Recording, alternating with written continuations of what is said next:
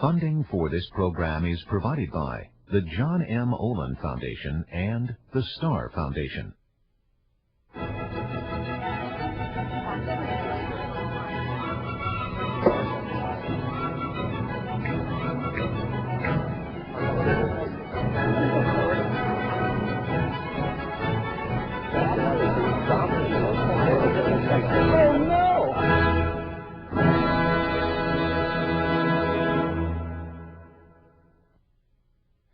Welcome to Uncommon Knowledge. I'm Peter Robinson. Our show today, Bilingual Education. Picture the tens of millions of American school children at lunchtime. Here's what might be considered a typical American lunch. Peanut butter and jelly sandwich, my own favorite in days gone by, Hostess cupcakes. Children of recent immigrants, however, often bring different kinds of food to the lunchroom. Chinese children, pork bun, Asian pear. Mexican children, burrito, a piece of papaya. And even as children often bring to the lunchroom food proper to their parents' homeland, so of course they often speak the language proper to their parents' homeland. Chinese, Spanish, and dozens of others. Which brings us to bilingual education, the teaching of children over time, often many years, in their native language while they slowly learn English. Does bilingual education actually help children adapt to English, or does it hold them back? Should they be placed in English immersion classes instead? With us today, two guests.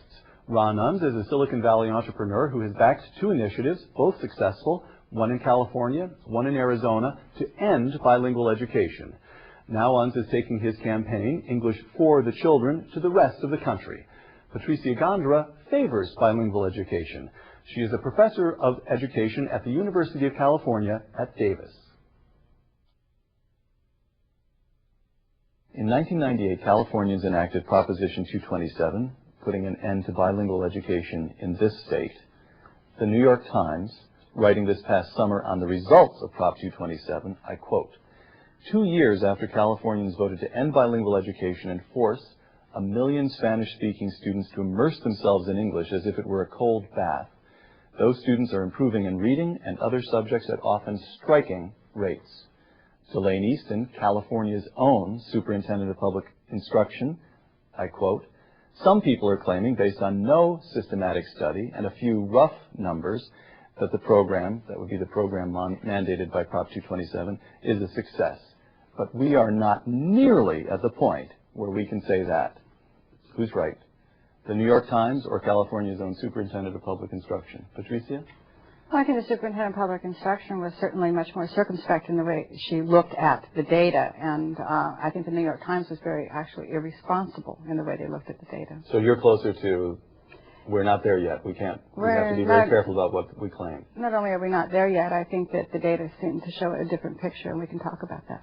Ron, who's right? Well, since Delane Easton, the superintendent, had been a vehement opponent of the initiative, obviously it wouldn't be very likely that she would admit that she was totally wrong on the issue.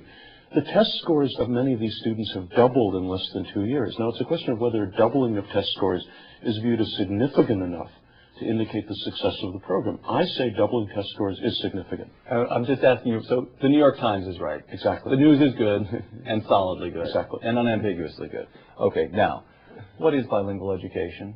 Ron, what is bilingual education? Well, what we call bilingual education in most cases, and it varies considerably from area to area, refers to native language instruction. In other words, a program in which children, young immigrant children who don't know English very well, are taught for years, sometimes for many years, significantly or almost entirely in their native language. In other words, a reasonable description of bilingual programs would be Spanish-only or Spanish-almost-only instruction.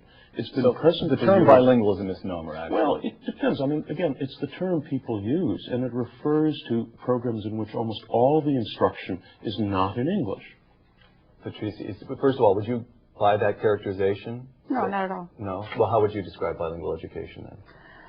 A lot of different things go into the rubric of bilingual education, as he points out. There's a whole variation of programs out there. But every study, major study, national study that has been done, that has looked at what goes on in this breadth of programs under bilingual education, has concluded that overwhelmingly, most of the instruction is actually in English, and that only a minority of the instruction, in spite of what some of us might think would be the better way to go, is in the native language. But nevertheless, the fundamental idea is to take people, students, who do not speak English or do not speak English in any way that would be considered fluent, and give them at least some instruction in their own native tongue. That much at least is fair to say. It's to use both languages as tools in instructing children who do not understand English. And what is the educational theory underlying that approach? There's a very strong foundation in second language acquisition that we build from.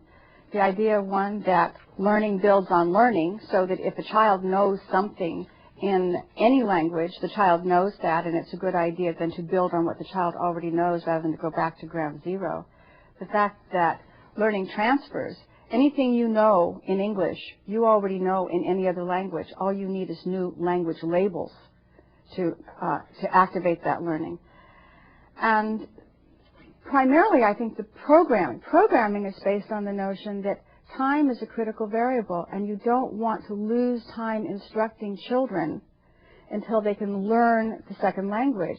So the idea would be, if you have a body of immigrant children or children who are raised by immigrants who don't speak English at home, and you bring them into school where English is the only language of instruction, the kids lose time in the academic subject areas because they're struggling to learn English. That's the fundamental idea. Precisely. And that's what bilingual education attempts to avoid. And that children can be taught a lot of things in their primary language as they're learning English. Okay, now let's turn to California and Ron Unzer's Proposition 227 as a case study.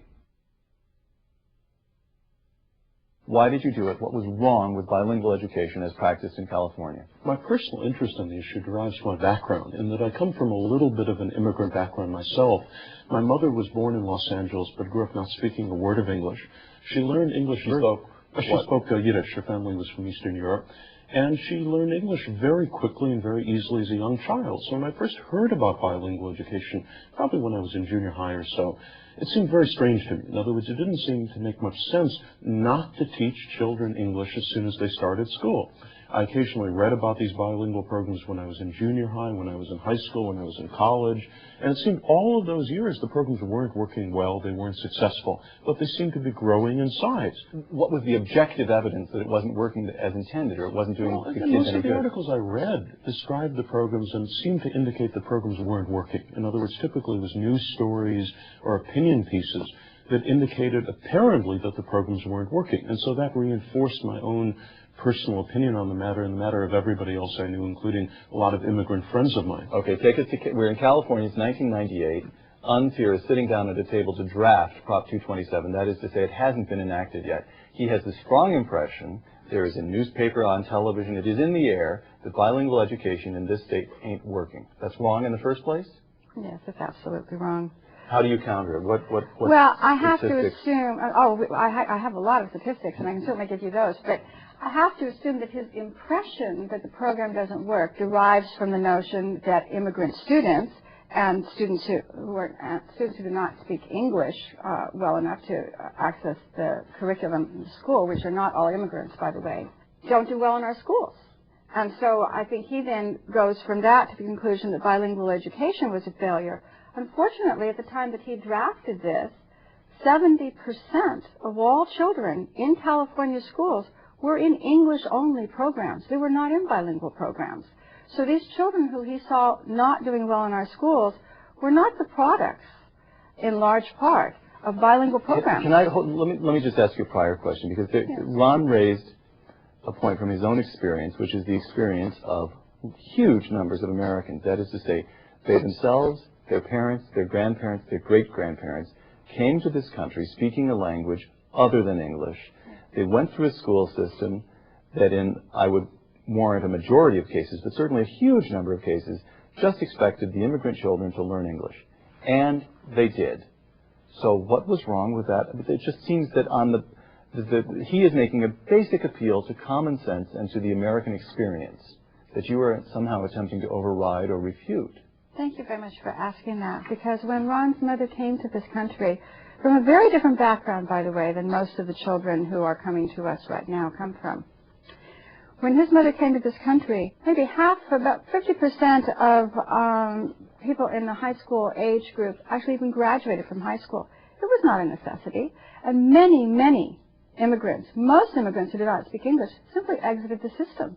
And they went to work in a labor market in which there were many jobs that one could do without having to have fluent English.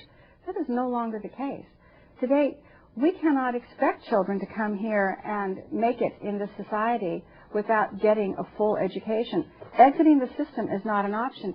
His mother was successful. Most immigrants who came to this country in that cohort of individuals were not successful in our schools. And we do have the data to show that. Yeah, I'm afraid factually, you're really totally wrong on most of what you've been saying. For example, in California, the vast, vast majority of young Hispanic children who didn't know English were in native language-oriented programs. So it was probably close to 80%. The distinction that has to be made is that in California... You just don't accept that fact. I mean, by the way, we cannot settle statistical agreements but we here. can look at the data collected by the state, and the data collected by the state show Here's that's the not point of confusion. 80% of the immigrant students in California schools, and by immigrant students I mean students who are classified as not knowing English very well, right, whether they were born here to immigrant families or themselves came here, are Hispanic. The other 20% speak a variety of other languages, 140 other languages actually.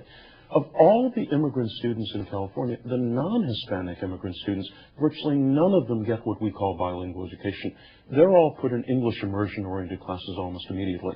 The Hispanic immigrant students, on the other hand, are put in Spanish language classes. It's interesting that all the...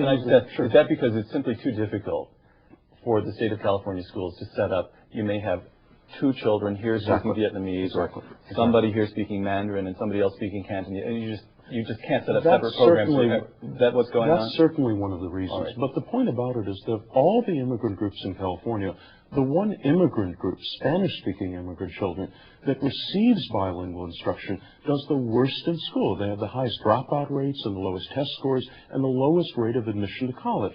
Now, I'm not saying that proves anything, but if the one group that gets bilingual education does so much worse than the 139 groups that don't get bilingual education, it indicates what the trend line is. What did Prop 227? Let's look at the specifics of the proposition that ended bilingual education in California.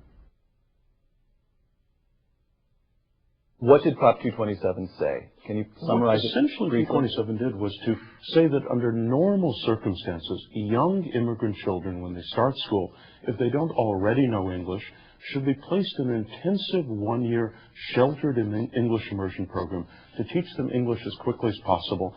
Once they've learned enough English to do regular schoolwork, they should be mainstreamed into a regular class. Okay. And one further question about the early days of Prop 227. If the failure was so blatant, sure, why didn't the state legislature do something about it? Why did you have to have recourse to a ballot initiative? Well, again, the issue is very controversial because you have a very well-organized group that might be called representatives of the bilingual education industry. You have all the bilingual education teachers. You have all the bilingual education academics. You have the bilingual education coordinators, the bilingual education administrators, the bilingual education textbook manufacturers. They live off this program, and obviously for a wide variety of different reasons, they're very reluctant to admit the failure of that program. Prop 227, did you oppose it at the time? Oh, certainly, yes, certainly.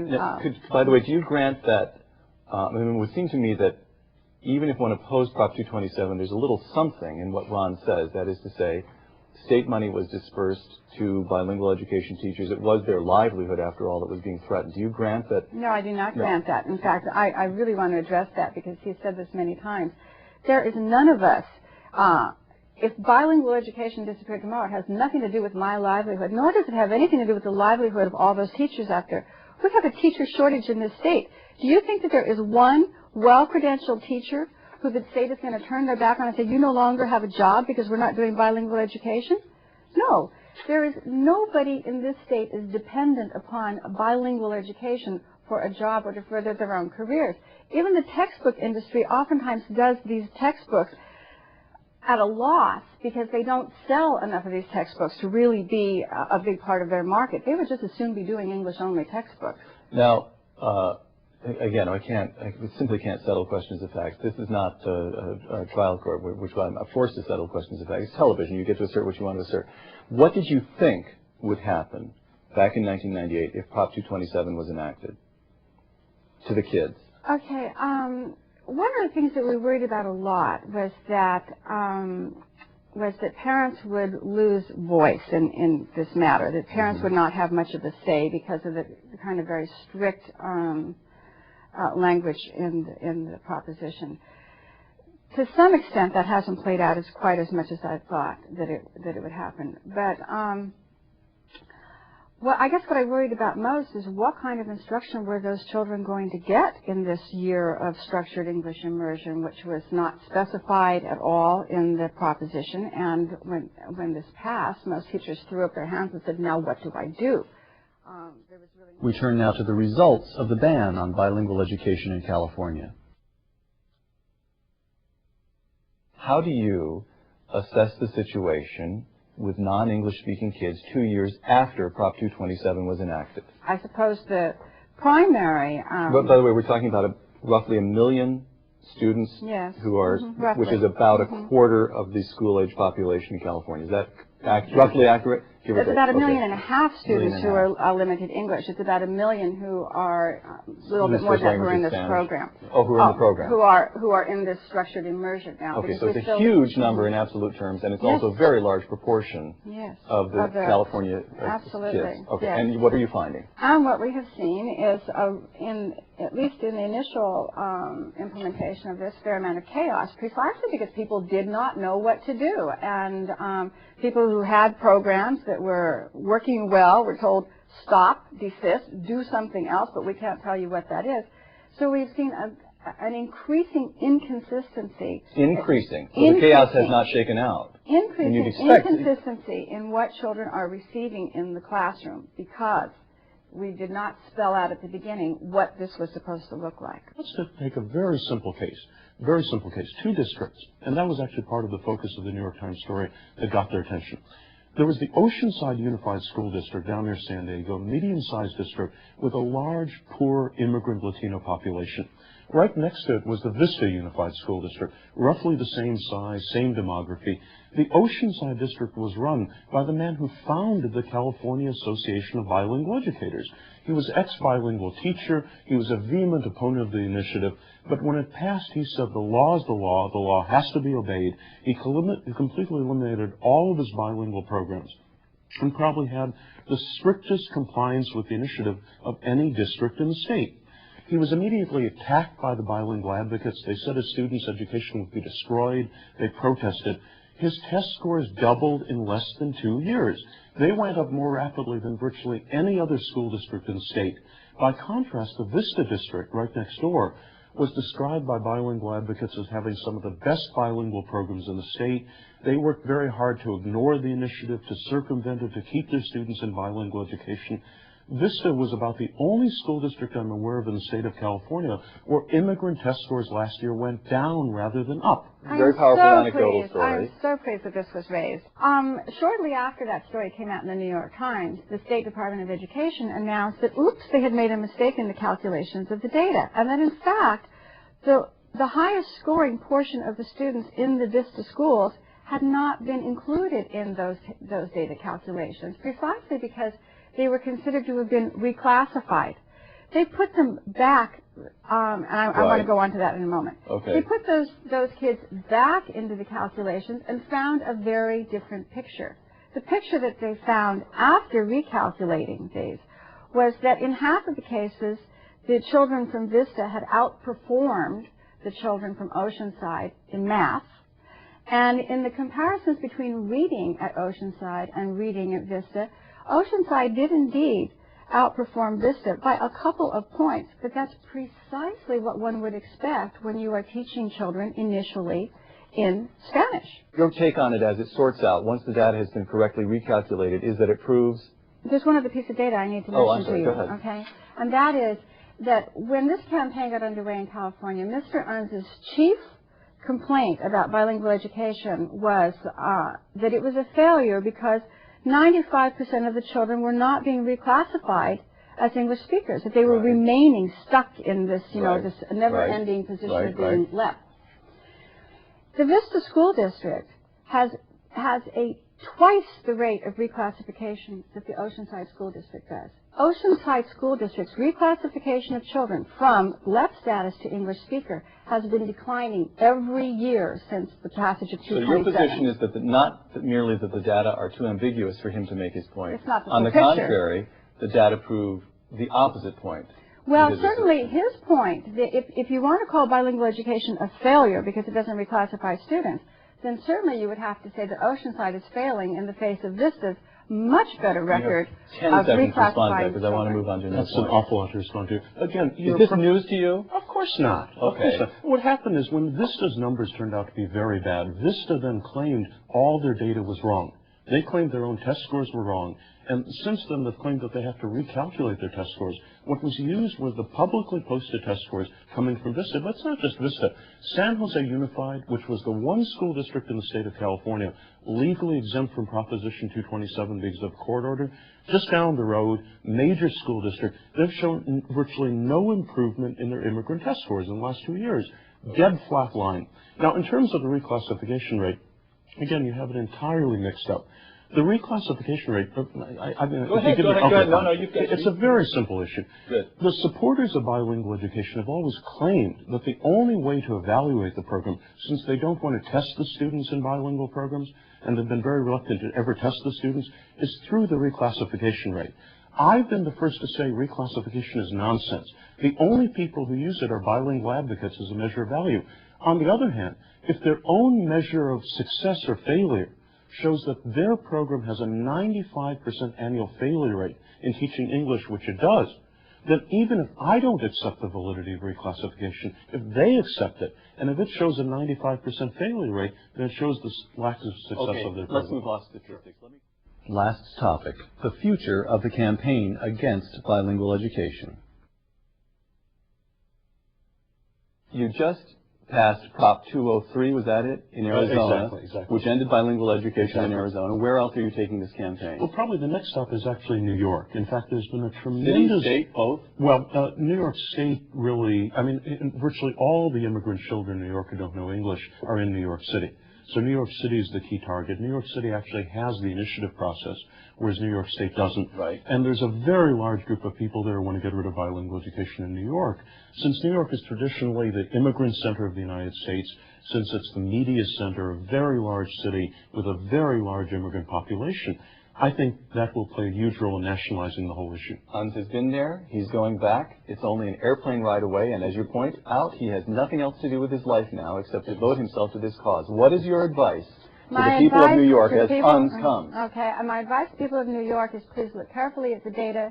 In California, where we've had many, many reforms, test scores are going up for everybody, but they are going up slower for children who are in these programs. In his English immersion program. Yes. In California, the gap is getting bigger between English speakers and English learners. We are headed in the wrong direction. You are two literate people who both have enough background to read statistics. How is it that you can come up with, again, I say it for the 10th time, we can't settle the statistical disparities on this show, but how is it that they exist in so glaring a way? Well, let me say, on my side, virtually every journalist who's examined this information, New York Times, Newsweek, Wall Street Journal, Washington Post, everyone has looked at the data and supported my conclusion. And your statistics come from where? What I'm You're not saying making is them I up. am, no, I am, making them up. No. Go ahead. no, what I'm saying is I am doing and reading the literature and reading the studies. Mr. Owens has told you that he started reading about this in magazines and newspapers when he was in junior high school. There's a big difference. Okay, it's television. Let's end up the show here with predictions. What I want to know is, has the UNS movement already crested, or will it succeed further? You're going to, you've succeeded with an initiative in Arizona. You're going to New York, Massachusetts, Illinois. Am I naming states that you also have your eyes Colorado. on? Colorado. Right. Okay, so am I A fair to few name other states here and there, maybe. a few other states here and there? I really What I want to know, make a prediction. Make a prediction. 4 years from now, we'll get through this entire next presidential administration. 4 years from now, will it just be California and Arizona who have ended bilingual education, or will more? Now, I'm asking a practical political matter. Which way do you think the momentum lies? Patricia? I think it's probably going to take 4 years until the data are really out there and people understand what has happened in California and what will be happening in Arizona before they will begin to come to their senses and say, This doesn't make a lot of sense. But the data will slow uns down and eventually reverse it. Eventually. Ron? Seems to me doubling test scores is a pretty good thing.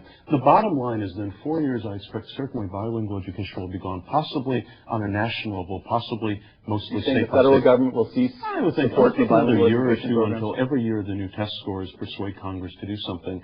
Obviously, moving forward in a few of these large states would be very useful. And the supporters of bilingual for all these years, all the professors of bilingual education, ethnic studies, will be viewed as the crackpot witch doctors that they really are. Oh, that I'm trying to end the show, but I can't let you call her a crackpot witch doctor without letting Patricia come back.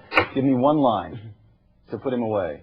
He's wrong. The test scores are not doubling for English learners. Patricia and Ron, thank you very much. Thank you very much. Thank you. I had the feeling that our guests disagreed even more strongly at the end of the show than at the beginning. And bilingual education is only one of the issues arising out of cultural diversity in our schools. For example, what's an even trade? Piece of papaya for Hostess cupcakes?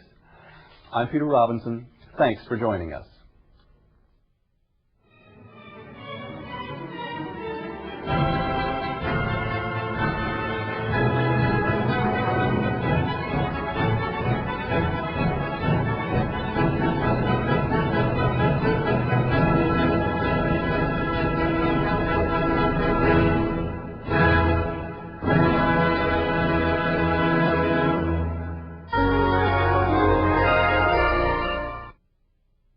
Funding for this program was provided by the John M. Olin Foundation and the Star Foundation. This is PBS.